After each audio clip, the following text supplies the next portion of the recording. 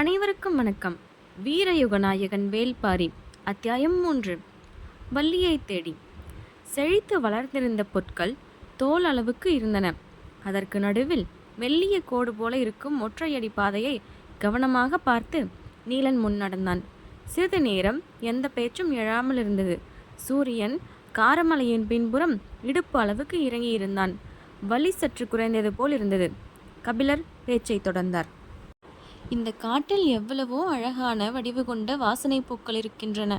அவற்றையெல்லாம் விட்டுவிட்டு பனம்பூவை ஏன் பரம்பு நாட்டின் குலச்சின்னமாக ஆக்கினார்கள்? பனம்பூ வெறும் அழகு அல்ல, ஆயுதம். அது ஆயுதம் மட்டுமல்ல, பேரழகு.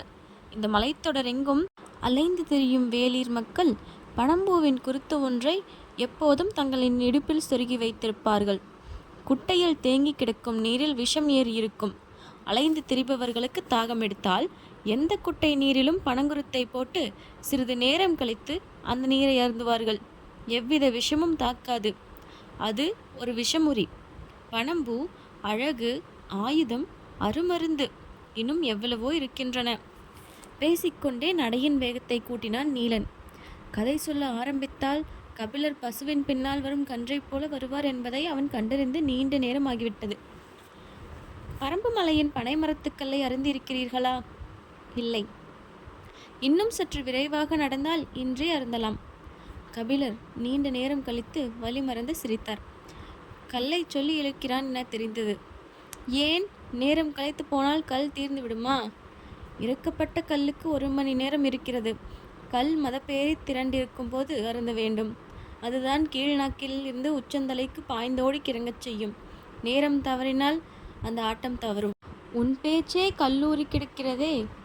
நான் சிறுவன். நீங்கள் பாறையோடு அமர்ந்து கல்லருந்த வேண்டும்.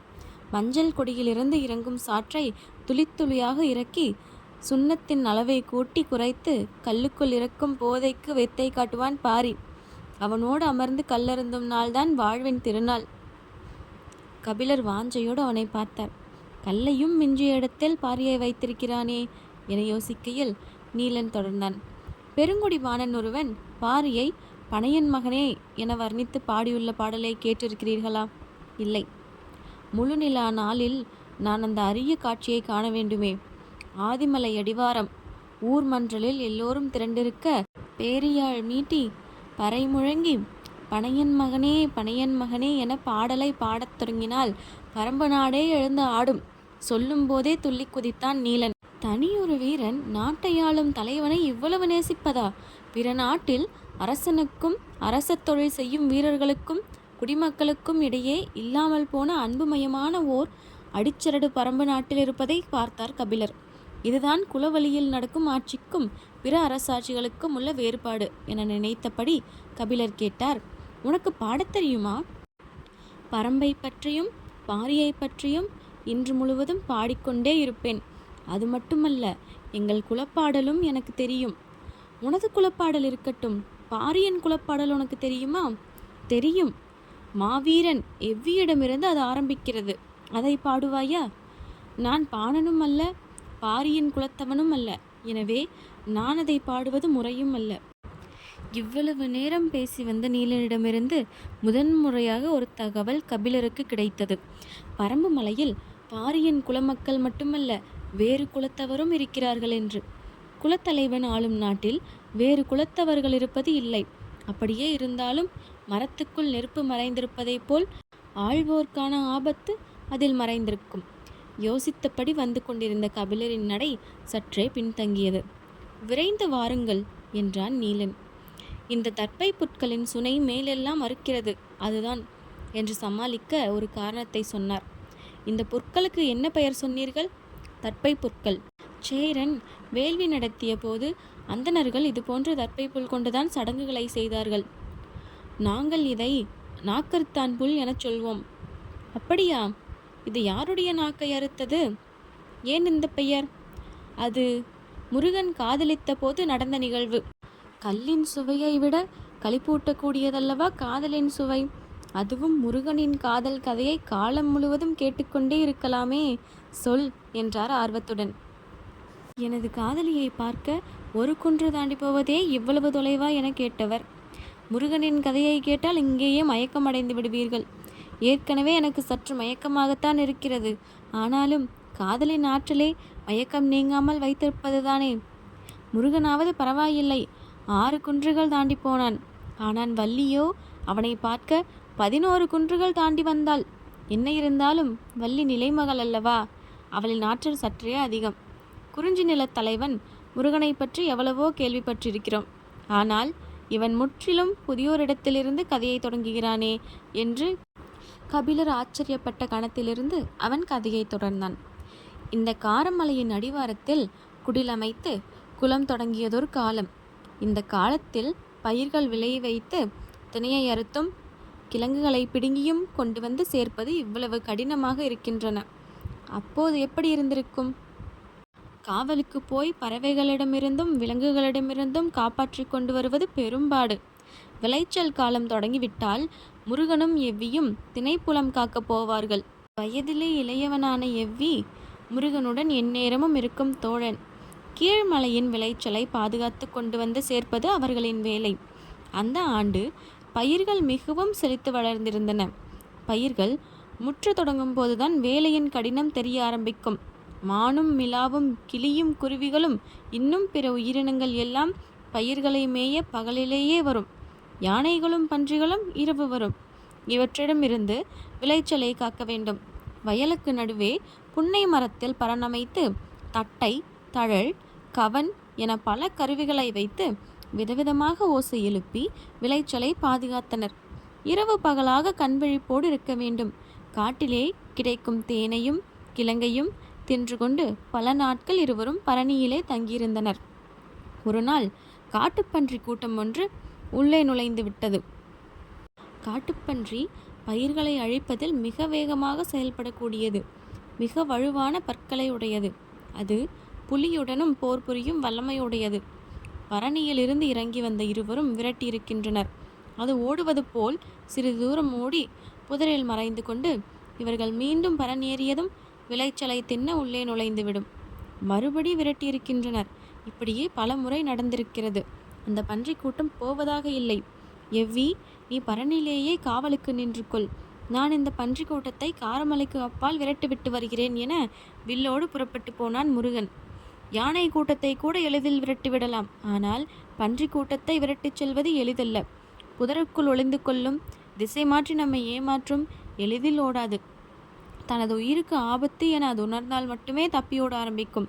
இல்லையென்றால் அதை நகர்த்த முடியாது. முருகன் அதை நகர்த்த பெரும்பாடுபட்டான். அவனுடைய தோளுறையில் இருந்து அம்புகள் ஒவ்வொன்றாக தீர்ந்தன. முருகன் வேட்டையாடுவதில் மிக வல்லவன். அவன் அம்பு எறியும் எந்த இலக்கும் தப்பாது. ஆனால் அன்று அவனுடைய எந்த வித்தையும் பலனளிக்கவில்லை. பன்றி கூட்டத்தை கண்டால் புலியே பின்வாங்கும். ஒற்றை வீரனால் என்ன செய்ய முடியும்? எல்லா அம்புகளும் தீர கடைசியில் ஓரம்பு மட்டுமே மிஞ்சியது. அதை குறிபார்த்து எறிய நீண்ட நேரம் எடுத்தான். அந்த பன்றி கூட்டத்தின் தலைவன் யார் என்பதை அவன் கண்டறிந்து அதற்கு குறிவைத்து அடித்தான். அவை புதருக்குள் ஓடிய வேகத்தில் அம்பு தைத்ததா இல்லையா என தெரியவில்லை. உள்ளே இருந்து காதை கிழிப்பது போல் ஒரு சத்தம் வந்தது. பன்றிகளின் ஓட்டம் என்ன என்பது அதன் பிறகுதான் தெரிந்தது. மலையை கடக்கும் வரை அவை நிற்கவில்லை. அவற்றை விரட்டிவிட்டு தனது பரன் நோக்கி நடக்கத் தொடங்கினான் முருகன். கை கால்கள் எல்லாம் குச்சிகளால் கீறி ரத்தம் வழிந்தது. உச்சி பொழுதாகிவிட்டது. முருகனுக்கு நாவறண்டு உழித்தது. அந்த திசையில் வேங்கை முடுக்குக்கு அருகில் ஓர் அருவி இருப்பது தெரியும். நீர் அருந்த அந்த இடத்திற்கு போனான். பெரும் ஓசையுடன் அருவி கொட்டி கொண்டிருந்தது. கையில் இருந்த வில்லையும் தோல் பையையும் சிறு பாறையில் வைத்துவிட்டு நீரை நோக்கி நடந்தான். நீர்த்துளிகள் காற்றில் மிதந்து வந்து அவன் மீது படிந்தன. குளிர்ச்சியை உணர்ந்தபடி நீர் பருக குனிந்தான். பாறையின் பின்புறமிருந்து சிரிப்பொலி கேட்டது. அருவியில் யாரோ குளித்து கொண்டிருப்பது போல் இருந்தது. யார் என உற்று பார்த்தான். தெரியவில்லை. சற்று அருகில் போய் பார்ப்போம் என நகர்ந்து சென்றான். அவனது கண்களையே அவனால் நம்ப முடியவில்லை. கொட்டும் அருவிக்குள்ளிருந்து சற்றே விலகி அவள் வெளியே வந்தாள். தன் வாழ்நாளில் இதுவரை பார்த்திராத பேரழகு. முருகன் இமை மூடாமல் பார்த்தான். நீர்வடியும் கூந்தலை சிலுப்பியபடி இந்த பக்கம் திரும்பினாள். இவ்வளவு நேரம் அவன் எறிந்த மொத்த அம்புகளும் கூந்தலுக்குள்ளிருந்து பாய்ந்து அவன் மீது ஏகிறின. எவ்வி எத்தனையோ முறை சொல்லி பார்த்தான். தினை கதிர் பறிந்து நிற்கிறது. அறுப்பு முடிந்ததும் அவளை தேடிப் போவோம் என்று. ஆனால் முருகனோ ஒரு நாள் கூட தாமதிக்க தயாராக இல்லை. அப்புறம் கதிரை எங்கே காப்பாற்றுவது? எல்லா பறவைகளும் விலங்குகளும் அவர்கள் காவல் காத்த நிலத்துக்கு ஓடி வந்து சேர்ந்தன. பறவைகள் எல்லாம் தினை கதிரை தின்றுவிட்டு பரன் மேல் உட்கார்ந்து ஓய்வெடுத்தன. விலங்குகள் பரனின் அடிவார நிழலில் இளைப்பாறின. பல நாட்கள் அலைந்து பச்சை மலை தொடரின் 2வது அடுக்கில் இருக்கும் வள்ளியின் இருப்பிடத்தை கண்டறிந்தனர். இந்த இடத்தை பார்த்ததும் எவ்வி சொன்னான், இவர்கள் நம்மை ஏற்க மாட்டார்கள். ஏன்? இவர்கள் கொடிக்குலம், நாமோ வேடர் குலம். எப்படி ஏற்றுக்கொள்வார்கள்? ஏற்றுக்கொள்ள வேண்டியது வள்ளி மட்டும்தான். மற்றவர்களை பற்றி ஏன் யோசிக்கிறாய்? அவளது சம்மதம் பெற வழி சொல். பேசிக்கொண்டிருந்த போது வள்ளி தன் தோழிகளோடு போவதை பார்த்ததும் எவ்வி சொன்னான், இந்த மலைத்தொடரிலேயே அழகான மனிதன் நீதான் என்று நினைத்திருந்தேன். ஆனால் இப்போதுதான் தெரிந்தது. என்ன அழகு என்றால் என்னவென்று எவ்வி சொன்னபோது முருகன் மகிழ்ந்து சிரித்தான். இதுவரை இல்லாத ஒரு பேரழகாக அந்த சிரிப்பு இருந்தது. அதன் பிறகு அவளை சந்தித்து பேசி அவளின் சம்மதம் பெற நடந்த முயற்சிகள் எத்தனையோ உண்டு. ஆனால் ஒன்றும் கைகூடவில்லை. இந்த காட்டில் அவள் அறியாதது எதுவும் இல்லை. எனவே எதை கொண்டும் அவளின் மனதில் தனித்த இடத்தை பெற முடியவில்லை. முருகன் என்ன முயற்சி செய்தாலும் வள்ளி ஏறெடுத்து கூட பார்ப்பதாக இல்லை. திணைப்புலம் காப்பதும், பறவைகளை கவன்கள் கொண்டு விரட்டுவதும், மான்கள் வந்தால் தப்பையால் ஒலி எழுப்பி துரத்துவதுமாக வள்ளி வழக்கம் போல தனது வேலைகளை செய்து கொண்டிருந்தாள். முருகனுக்குத்தான் வழியே பிறக்கவில்லை. ஒரு நாள் எவ்வி ஒரு ஆலோசனை சொன்னான். அவள் திணைப்புலம் காத்து வீடு திரும்பும் வழியில் அருவி கடந்து சிறிது தூரத்தில் சரக்கொன்றை மரம் ஒன்று இருக்கிறது. அந்த இடம் அவள் போகும்போது நீ அவளை எதிரிட்டு நின்று பேசு. உன் காதலை சொல், அவள் ஏற்றுக்கொள்வாள். அந்த இடத்தில் அப்படி என்ன இருக்கிறது என்று முருகன் கேட்டான். அந்த இடம் முழுக்க முல்லை கொடி படர்ந்திருக்கிறது. அவள் மாலை நேரம்தான் வருவாள். அப்போதுதான் முல்லை மலரத் தொடங்கும். அந்த மனம் யாவரையும் மயக்கும். காற்று எங்கும் சுகந்தம் வீசும். உன் காதல் அங்கே கைகூடும் என்று சொல்லி அனுப்பினான். முருகனும் அவன் சொன்ன இடத்தில் அவளை எதிர்கொண்டு பேசினான். முதல் முறையாக அவள் அவனிடம் பேசத் தொடங்கினாள். ஆனால் அந்த பேச்சில் காதல் இருப்பது போல் தெரியவில்லை. காட்டுக்குள் தப்பிப்போன ஆட்டுக்குட்டியை விசாரிப்பதைப் போலத்தான் அந்த விசாரிப்பு இருந்தது. எவ்வி இன்னொரு யோசனை சொல்ல முன்வந்த போது முருகன் தடுத்து விட்டான். காதல் சம்பந்தப்பட்டவர்களின் சாமர்த்தியத்தால் தான் கைகூடும் என்று சொல்லிவிட்டு புறப்பட்டான். வழக்கம் போல வள்ளி செல்லும் வழியில் எதிர்பட்டான். உன்னை ஓரிடத்துக்கு அழைத்துச் செல்ல விரும்புகிறேன், நீ என்னோடு வா என்று அழைத்தான். அவளோ திணைப்புலத்துக்கு போக வேண்டும், தோழிகள் காத்திருப்பார்கள் என்று காரணம் சொல்லி மறுத்தாள். அதிக நேரம் இல்லை, சிறிது நாழிகை வந்தால் போதும் என வலியுறுத்தினான். வள்ளியும் வேறு வழியின்றி சரியென தலையாட்டினாள். முருகன் அவளை அழைத்து கொண்டு சென்றான். இருவரும் எதையும் பேசிக்கொள்ளவில்லை. கூச்சம் தவிர்த்து முருகன் பேசத் தொடங்கினான். உன் தாய் வள்ளிக்கிழங்கு எடுக்க போன இடத்தில் இடுப்பு வலி கண்டு உன்னை ஈன்றெடுத்ததால் வள்ளி என பெயர் வைத்தார்களாமே, அது ஊரார் சொல்லும் காரணம், உண்மை காரணம் வேறு என்று சொல்லி நிறுத்தி கொண்டாள். என்னவென்று சொல்லவில்லை. சிற்றோடையில் நீர் ஓடிக்கொண்டிருந்தது. கல்மேல் கால் பதித்து அதை தாவி கடந்தனர். அந்த இடத்தில் தனியாக ஒற்றை மரம் இருந்தது. முருகன் வள்ளியை அந்த மரத்தடிவாரத்தில் போய் சிறிது நேரம் நிற்கச் சொன்னான். அவளும் மரத்தின் அருகே போனாள். முருகனோ நீரோடையின் அருகில் இருக்கும் சிறு பாறையில் அமர்ந்து கொண்டு அவளை பார்த்தபடி இருந்தான். எதற்கு இங்கே நிற்கச் சொல்கிறான் என்ற யோசனையிலே அவள் நடந்து கொண்டிருந்தாள். மேலே பார்த்தாள்.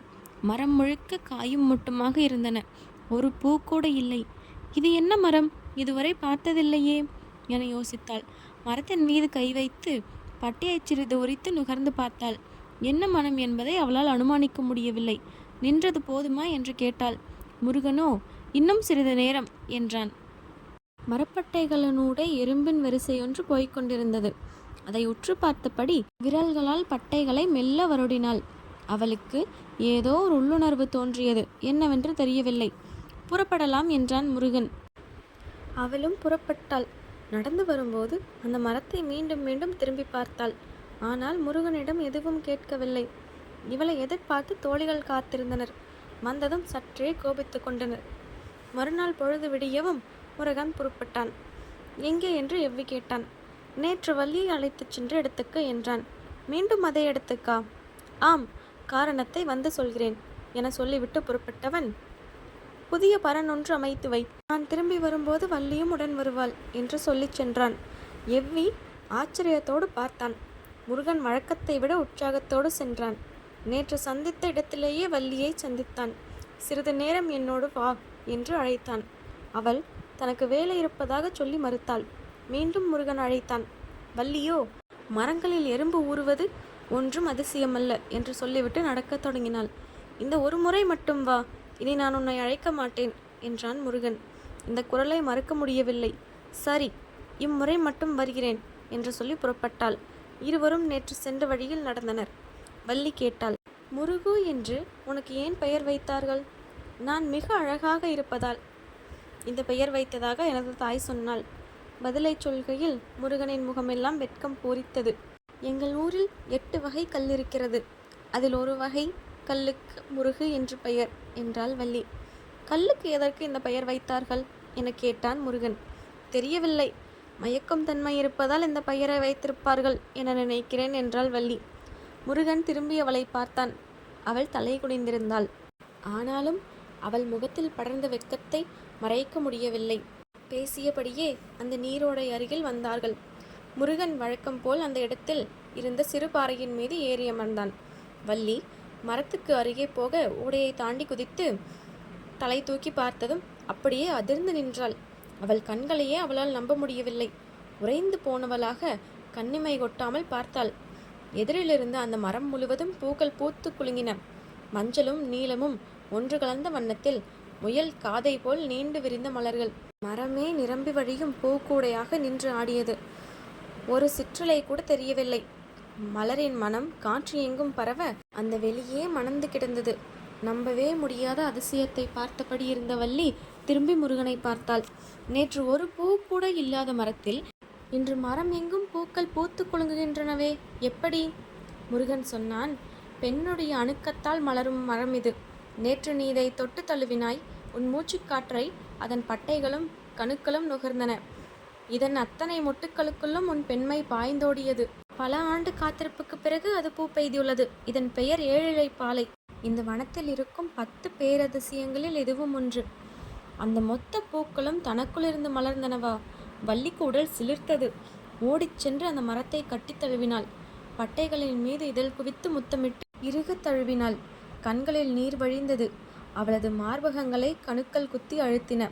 மெய்மறந்து கண்கள் செருகினாள். மரம் குலுங்கி பூக்களை உதிர்த்தது. அவளது அணைப்புக்குள் இப்போது முருகன் இருந்தான்.